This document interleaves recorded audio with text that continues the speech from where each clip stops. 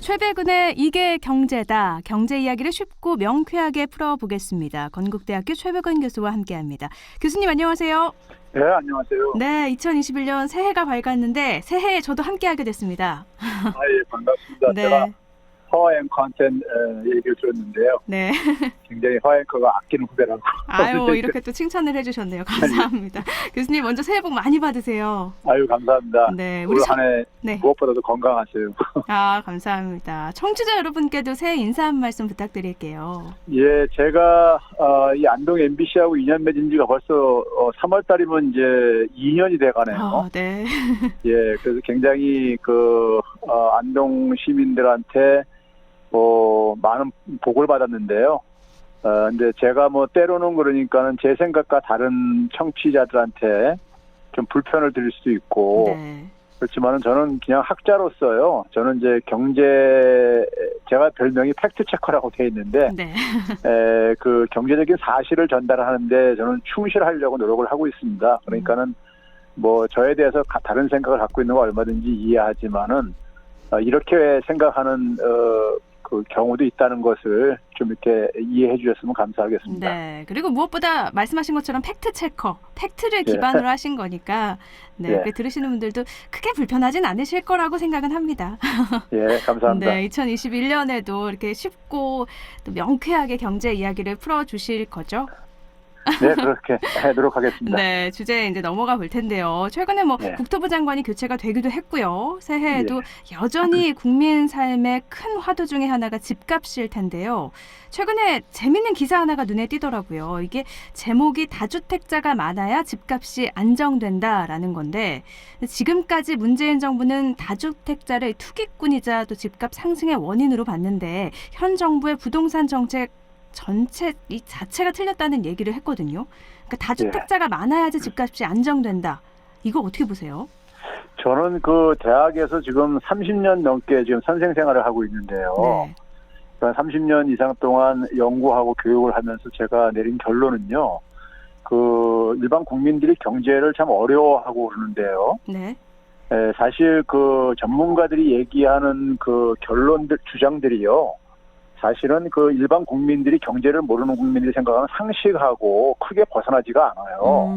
네. 근데 그래서 그런 점에서 좀 이제 일반 국민들이 자기가 생각하는 상식하고 좀 거리가 먼 얘기가 나올 때는 뭔가 그러니까 그 주장에 좀 이제 문제가 있을 수가 있는데요.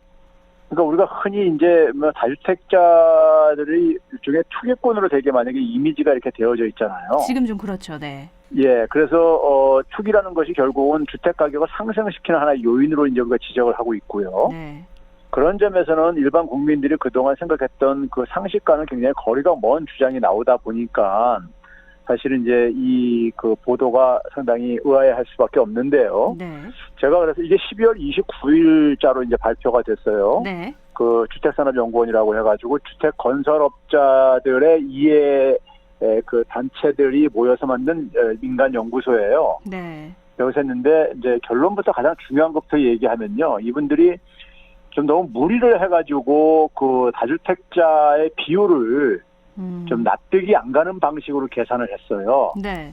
그러니까 우리가 흔히 말해서 주택 보유율이라든가 다주택자 비율 하게 되면 일반적으로 국민들이 생각할 때는 주택을 가지고 있는 사람 중에서 두 채 이상 가지고 있는 사람들의 비중을 되게 일반 떠올리거든요. 그렇죠. 그렇죠. 근데 그런 뜻이 아니었습니다. 네, 이거 보니까 주택 시장의 다른 나라는 40% 내외가 임대주택에 살고 그 중에서 개인 다주택자들이 60%를 공급을 하는데 우리나라는 80%다. 예. 그래서 이 다주택자를 잡으면 안 된다라고 되어 있는 것 같은데요. 근데 이제 문제는 이분들이 이제 그러니까는 다주택자 비율을 일단 정의를 하고 네. 그거하고 이제 그러니까 주택 가격 상승률하고 이렇게 이제 관계를 본 거예요. 네. 근데 이제 다주택자 비율을 정의를 그러니까는 처음부터 잘못을 했다는 얘기인 겁니다. 그러니까 아까 앞에서 얘기했듯이 다주택자 비율 하게 되면 일반적으로 주택을 보유하고 있는 사람 중에서 두주택자 이상의 비율인데 그렇죠. 이 사람들이 사용한 건 그렇게 사용을 하지 않고요. 네. 전체 주택수에서 그러니까는 2주택자 이상이 가지고 있는 주택수로 구했어요. 아, 사람 수가 아니라 주택 수로 기준을 그렇죠. 바꿨다는 예. 거군요. 예. 그러다 보니까는 실제로 이제 그러니까는 이 경우를 계산을 해보니까 굉장히 큰 차이가 생기는 거예요. 우리가 일반적으로 알고 있는 하나의 다주택자 비율하고는요. 그렇게 되면 어떤 차이가 크게 발생하는 건가요? 예를 들어서 우리가요, 그 전체 주택이 만약에 1000채가 있다고 가정을 해보세요. 네. 그리고 이제 그 중에서 이제 공공 임대로 가는 게 한 100채가 있다고 하고요. 네. 우리나라 한 10% 정도 되고 그러니까요. 네. 그러면 이제 1주택자가 한 500채가 있다고 해보세요. 50% 정도요. 전체 네. 중에서요. 네네. 그럼 이제 600채가 빠지고 400채가 남잖아요. 그렇죠. 네. 그럼 이 사람들이 계산한 것은 1000분의 400에서 40%라고 계산을 한 거예요. 다주택자 비율을요. 네. 그런데 이 400채가 아니라 이 밑에 있는 주택수가 아니라 주택 소유자들의 그러니까 가구 수로 만약에 가게 되면요. 네. 가구 수로 가게 되면 가구 수는 그러니까 훨씬 많을 수밖에 이 가구 수로 가게 되면 이게 그 분모가 굉장히 커질 수밖에 없어요. 그러다 보면 이제 이 비율이 그래서 실제로 계산해 보게 되면 이 사람은 40% 나오는데 그의 절반 수준도 안 되겠는지 나오고요. 네. 거기다가 이제 뭐냐면 다주택자들 같은 경우도 400채를 그러니까 이래서 극단적으로 두 채씩 그러니까 200명이 두 채씩 나눠 가질 경우도 있고 그렇죠. 한 명이 뭐 10채 가지고 있을 수도 한 있고요. 명이 그러니까 극단적으로 400채 다 갖고 있을 수 있는 이런 극단적인 경우도 있을 수가 있는데요. 네. 그러니까 이 주택의 소유 집중이 크면 클수록 이 비율은 굉장히 이 저자들 계산 방식으로 하게 되면 굉장히 낮아질 수밖에 없어요. 그렇게 되네요. 예. 그러다 보니까는 처음부터 그러니까 다주택자 비율을 잘못 책정하다 보니까는 이제 그러니까 거기서부터 이제 출발이 꼬이게 된 거고요. 네. 두 번째는 뭐냐면은 이분들이 쓰는 방식이 이제 그러니까 일반 시민들은 잘 이해하기 힘들 거지만은 그러니까 주택 가격 상승률하고 다주택자 비율하고 어떻게 움직이느냐를 이렇게 본 거예요. 네.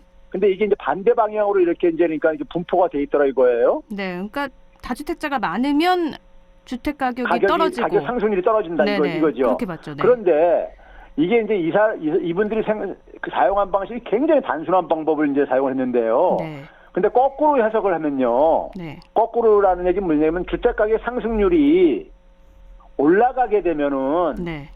다주택자 비율이 그러니까 떨어진다고 이렇게 해석할 수도 있어요. 그쵸. 원인과 결과를 바꿔놓게 되면요. 네. 그러니까 그 얘기는 결국 뭐냐면 집값 상승률이 낮을 때 네. 우리나라 다주택자들의 대부분은 사실 임대사업자들이 많이 있거든요. 네. 임대사업자들이 주택 가격이 떨어졌을 때 그러니까 주택을 매입해놨다가 임대사업자들 법적인 혜택이 굉장히 크다 보니까 조세 혜택이 네. 더 이제 그러니까 주택을 매입할 수가 있거든요. 그렇죠. 그러니까 이분들이 그 양자의 관계를 그러니까는 네. 어떤 걸 원인으로 놓고 어떤 걸 결과로 놓냐다가 정반대 해석이 가능해진 거예요. 그러니까 집값이 떨어졌을 때 임대사업자들은 주택을 많이 사는데 그런 거에 대한 고려가 전혀 없었다는 거군요. 예. 그래서 이제 이런 방법론을 되게 전문가들은 안 써요. 네. 근데 이제 그렇게 해서 발표했는데 거기다가 이제 뭐 그 데이터 같은 거도 문제가 있어서 저희 연구소에서 제가 이제 그 시민들이 만들어준 최백운 경제연구소라는 걸 운영하고 있는데요. 네. 연구소에서 여기서 접촉을 해서 이제 이거를 이제 데이터 잡고 문의를 했는데 이분들 전화를 안 받아요. 전화 안 받으시고. 연락 자체가 안 되는군요. 네. 예, 연락 자체가 지금 안 되는 이런 상황이 돼버렸는데 그래서 그 무리하게 어쨌든 간에 다주택자 비율을 정의부터 잘못했고. 네. 그러고 나서 거기에 대해서 이제 그러니까 결국은 이제 끼워 맞추기식으로 결국은 해석을 이제 하는 이제 이런 오류를 점검한 것 같습니다. 그 다주택자를 선정하는 기준부터도 잘못했고 계산하는 예. 방식도 너무 표면적으로 현실과 동떨어진 예, 걸로 그렇죠. 계산을 해서 결과는 그러면 당연히 기준 자체가 잘못됐으니까 믿을 수 없는, 신뢰할 수 없는 결과다라는 그렇죠. 예. 입장이시네요. 알겠습니다. 이게 워낙에 좀 이슈가 되는 기사기도 했거든요. 많은 분들도 이렇게 맞습니다. 예. 가져가서 또 개인 의견도 달고 해서 저희도 한번 짚어봤습니다. 알겠습니다. 그럼 변창흠 국토교통부 장관이 설 연휴 전에 부동산 대책 내놓겠다고 스스로 발표 시점을 정했는데 예. 부동산 정책 방향은 어떻게 좀 새해에는 가야 될까요? 저는 현 정부가 가장 아픈 부분 중에 한 가지가 부동산 정책이라고 보는 사람인데요. 그렇죠. 네. 부동산 정책은 저는 실패했다고 단언하는 사람입니다. 단언하는 사람인데 사실 많은 분들도 그렇게 생각을 하고 계시긴 합니다. 예, 저는 근데 사실 어떻게 보면 많은 사람들이 뭐 문재인 정부 좀 이제 지지를 해준 사람으로 지식인으로 알려져 있기 때문에 네. 제 입에서조차도 그러니까 실패했다고 얘기를 할 정도니까요. 네. 근데 이제 그 이유는 부동산 정책은 사실은 해법은 간단해요. 이게 뭐 어떻게 간단한 거냐면요. 네. 우리가 모든 게 다 그러니까 뭐 복잡하지가 않습니다. 정책이라는 게. 부동산 정책의 목적은 저는 이렇게 생각합니다. 주거 문제로서 접근을 해야 되는 것이고요. 네. 주거 문제는 기본적으로 주택이 없는 분들의 일단 우선순위가 돼야 되는 것이고요. 네. 그 다음에 이제 2순위는 주택이 있는 분들이 그러니까 조금 더 주택을 좀 더 나은 주택으로 옮겨가는 것을 네. 그래서 이제 지원을 맞춰야 되고 그러는 건데 그러면 예를 들어서 우리가 지금 이 주거 문제는 뭐냐면은 대한민국이 사실 이 부동산에 다 인질로 잡혀져 있는 상황이에요. 네. 상황이요. 그런데 네. 이제 그렇게 된 이유가 부동산 시장에서 굉장히 많은 이 기대 수익을 챙길 수 있기 때문에 네. 사람들이 거기에 그러니까 이 집착을 하고 있는 거란 네. 말이에요. 돈 벌 수 있는 사실은요. 수단으로 주택을 많이 이용했으니까요, 여태까지. 그렇죠. 네. 그런데 이제 부동산 가격이 그러니까 올라가는 것은 사실 경제 성장에도 별로 도움이 안 되죠. 네? 그러니까 이게 그러니까 사실 집값이 올라도 1주택자들은 그걸 팔았을 때 그러니까 일부 이익을 낼 수 있지만은 네. 자기가 다른 주택을 매입하게 되면 또 같이 집값이 올라가 있기 때문에 네. 큰 혜택을 보이는 게 아닙니다. 실제로 아는 분이 서울에 집값 올라서 좋겠어요라고 제가 그렇게 말하니까 저희 집만 오른 것도 아닌데 그게 뭐가 좋냐고. 어차피 이사 못 그러니까요. 간다고 그래서 그렇게 하더라고요. 팔고선 갈 데도 없는 거예요. 네, 그러니까요. 네. 이제 그런 점에서 그러니까는 다주택자들이 그러니까는 이 소위 불로소득을 챙기는 부분을 사실은 이게 그러니까는 억제시켜야 되는 것이 원칙적으로 맞는 거고요. 네. 그런데 문제는 뭐 그 전에 뭘 해야 되냐면은 이게 그러니까 불로소득을 억제하다 보면은 집 거래가 이제 이게 축소가 될 수가 있거든요. 네. 그러면은 이제 그러니까 소위 세입자들이 굉장히 어려움을 겪을 수가 있어요. 그래서 뭐냐면 전제가 어떻게 되냐면 무주택자들에 대한 그러니까 사실 주택 공급을 공공임대라든가 이런 것들을 먼저 그러니까 집값이 아무리 그러니까 안정된다 하더라도 집값이 워낙 비싸기 때문에 살 수 없는 젊은 층들이 많잖아요. 네.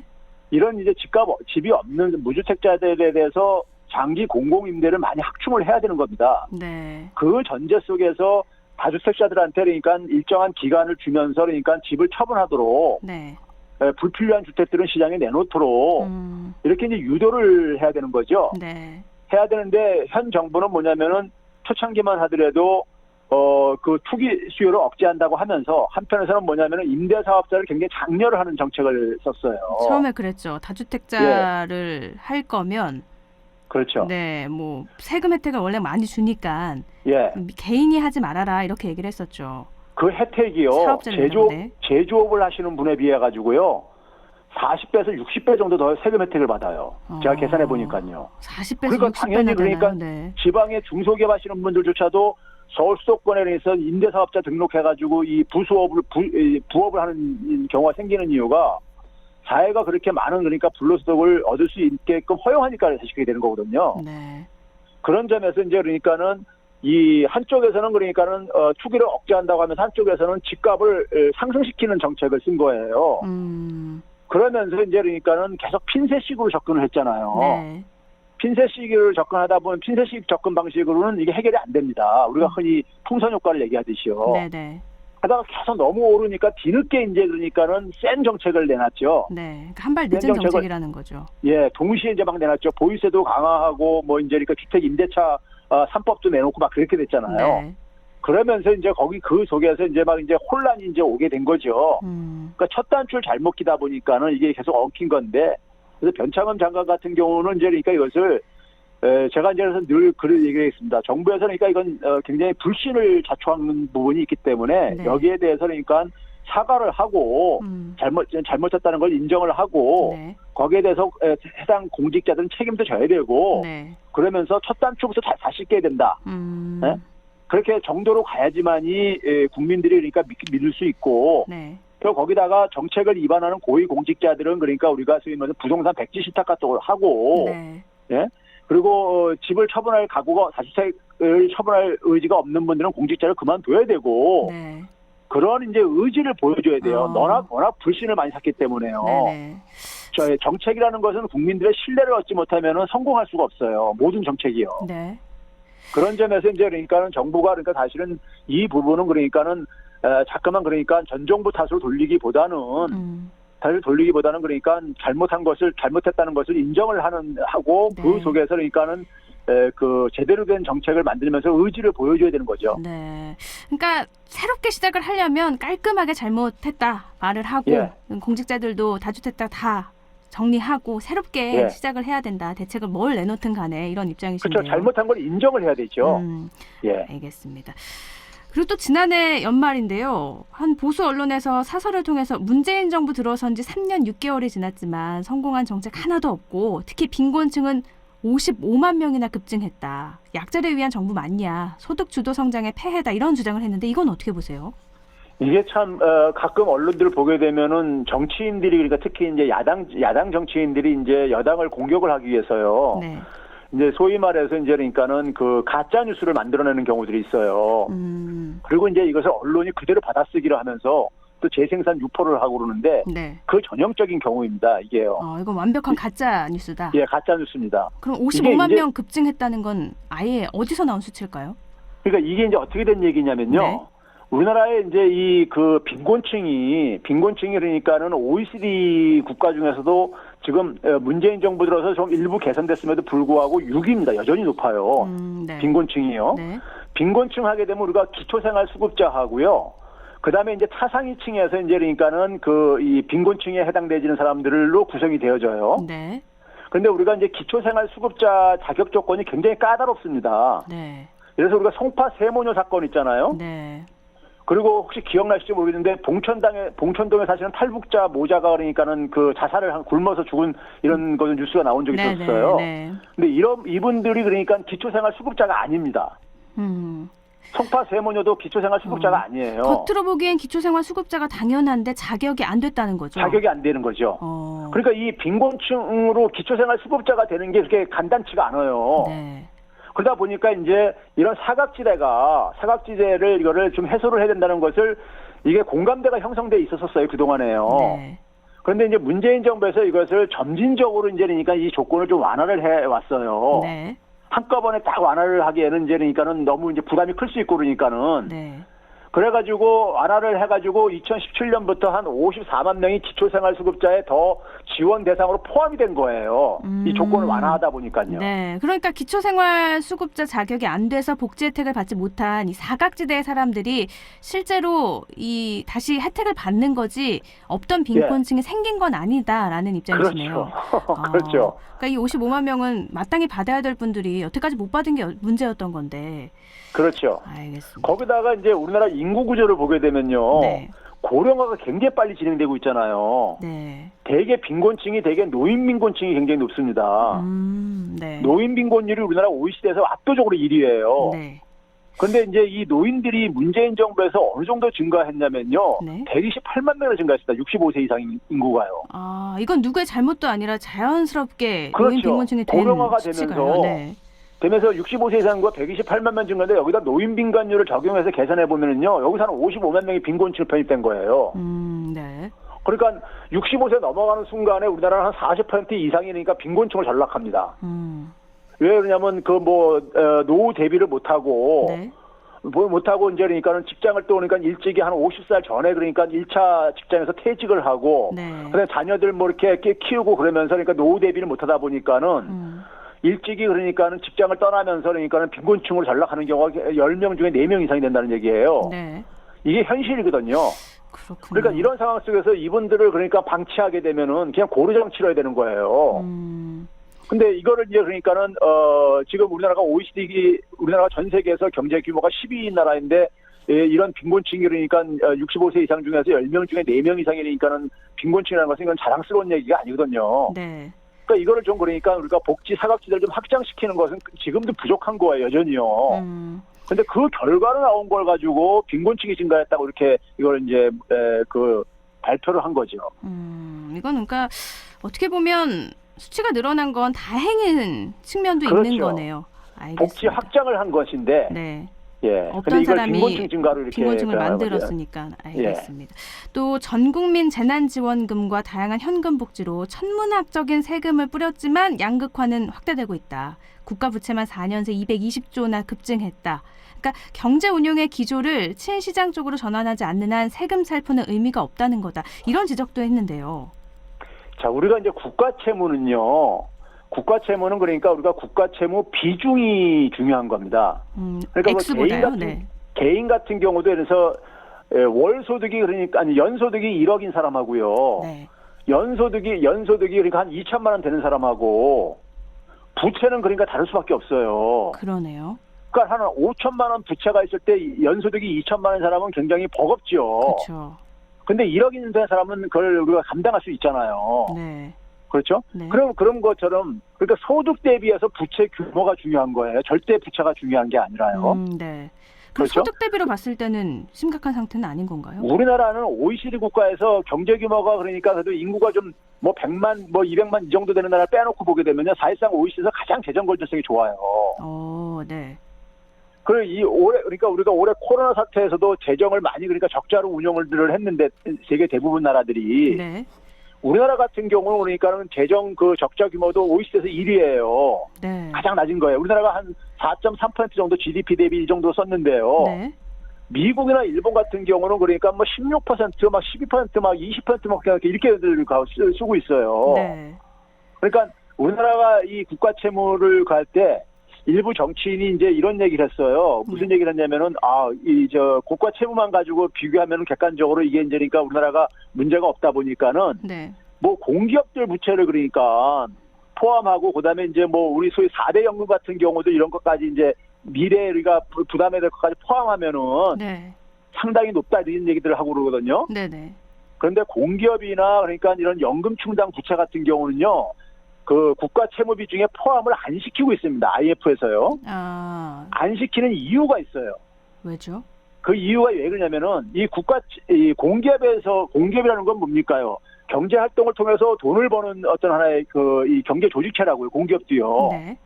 그러니까 이들의 채무는 굉장히 유동적인 거예요. 네. 자기들이 벌어서 갚을 수도 있는 거기 때문에. 네, 그걸 나라 부채로 포함은 안 시킨다. 나라 부채는 그러니까 확정된 것만 가합니다. 국가가 책임을 져야 되는. 네. 그 연금 같은 경우도 뭐냐면 우리가 연금 개혁 같은 걸 이렇게 주기적으로 해왔잖아요. 지금까지도요. 네. 이런 거에 따라서 달라질 수가 있는 거예요. 상황이요. 그래서 이런 것들은 확정된 채무가 아니라고 해가지고 IMF에서 그 기준을 만들 때 이런 건 포함시키지 말라고 이렇게 해놔가지고 만든 거예요. 이거를 포함시키게 되면은 굉장히 국가들 간의 일률적인 비교가 안 된다고. 네. 제대로. 그래서 이건 빠져 있는 건데 이거를 갖다가 이제 국가 채무를 과장하려다 보니까는 그런 걸 갖다가 일반 국민들이 볼 때는 그런 것도 어쨌든 간에 장차 국가가 간접적으로 짊어져야 되는 부담이라 생각해가지고 네. 그런 생각을 이용을 해가지고 이런 논리를 만들어내는데 그것까지 가게 되면은 국제 통계를 비교할 수 있는 통계가 없어요, 사실은요. 그걸 집계를 안 하니까는. 네네. 그런 식으로요. 이재명 지사는 교수님하고 같은 입장을 좀 많이 내놨던 것 같은데요. 그래서 그런지 원희룡 제주지사가 이재명 경기지사를 향해서 국가 부채 어떻게 갚을 것인가 이 얘기 안 하고 더 늘려도 문제 없다 이렇게 주장하는 건 무책임의 극치다 포퓰리즘이다 이렇게 얘기하는 거는 그럼 이건 어떻게 생각하세요? 자, 우리나라가 지난해 말 거는 아직 집계가 안 돼 있는데요. 네. 2019년 말에 국가 채무가 723조였었어요. 네. 절대액이요. 네. 그런데 국민들이 상환해야 되는 채무는요 407조만 됩니다. 네. 그러니까 그 나머지는 뭐냐면 소위 금융성 채무라고 하는데요. 네. 이게 뭐냐면은요 우리가 얼마 전에 혹시 기억나실지 모르겠는데 그 유로화 채권을 발행을 하고 또는 달러 채권을 발행을 해가지고 뭐 마이너스 금리로 발행했다는 이런 이제 뉴스가 나온 적이 있었어요. 네네. 얼마 전에요. 네네. 자, 제가 예를 들어서 1,000만 원을 빌려가지고요. 네. 빌렸으면 이게 이제 내 부채잖아요. 그렇죠. 근데 그걸 가지고 만약에 주식을 샀어요. 투자했어요. 네. 그럼 주식도 1,000만 원짜리 생기는 거잖아요. 네. 그러면 이것도 1,000만 원도 나는 부채지만은 내가 이 1,000만 원을 갚을 자산이 있는 거잖아요. 주식이라는요. 팔아서 갚으면 되니까요. 네. 그렇죠. 그래서 네. 이거는 적자성 채무가 아니라 국민이 상환해야 될 의무가 있는 채무가 아니라 네. 이건 자산을 가지고 있는 채무라고 해서 금융성 채무라고 해요. 네. 그러니까 전체 국가 채무 중에서 거의 그러니까 우리가 한 40% 정도가 뭐냐면은 갚지 않아도 되는 채무들이에요. 네. 그러니까 일반 국민들은 이런 걸 모르고 계시죠. 네. 모르고 계시다 보니까는 이제 절대액만 가지고 이제 조금 있으면 천주에 육박한다 막 이런 식으로 이제 겁박들을 하고 그러시는데. 네. 근데 사실 그런 논리를 썼던 일부 언론들이요. 과거 이명박 박근혜 정부 때는 더 써야 된다고 막 그렇게 똑같은 그런 정반대 논리를 썼었어요. 네. 네, 정권이 바뀌고 말을 바꾼 건가요? 그렇죠. 그거는 저 증거가 있으니까요. 신문 네네. 보도들이 있으니까요. 네. 알겠습니다. 그럼 우리나라 국회 부채는 뭐 그렇게 원희룡 지사가 말한 것처럼 걱정할 수준은 아닌 거죠? 기사가 나온 절대 것처럼. 없습니다. 예를 들어서요. 우리나라 국가신용 등급이라는 게 있잖아요. 네. 국가신용 등급이 그러니까 우리가 국가채무가 증가해서 나빠져야 되잖아요. 네. 근데 우리가 외환위기 이후에 국가채무가 한 4배 정도 증가했습니다. 한 10% 있던 게 44%가 증가했으니까요. 네. 국가신용등급은 7등급이나 더 개선됐습니다. 그것만 봐도 지금 당장 뭐 그렇죠. 국가부채를 논의할 때는 아니다. 그렇죠. 알겠습니다. 오늘은 여기서 그럼 정리를 해야 될 것 같아요. 네. 교수님 오늘 고맙습니다. 네, 감사합니다. 네, 지금까지 최백은의 이게 경제다. 건국대학교 경제학과 최백은 교수와 함께했습니다.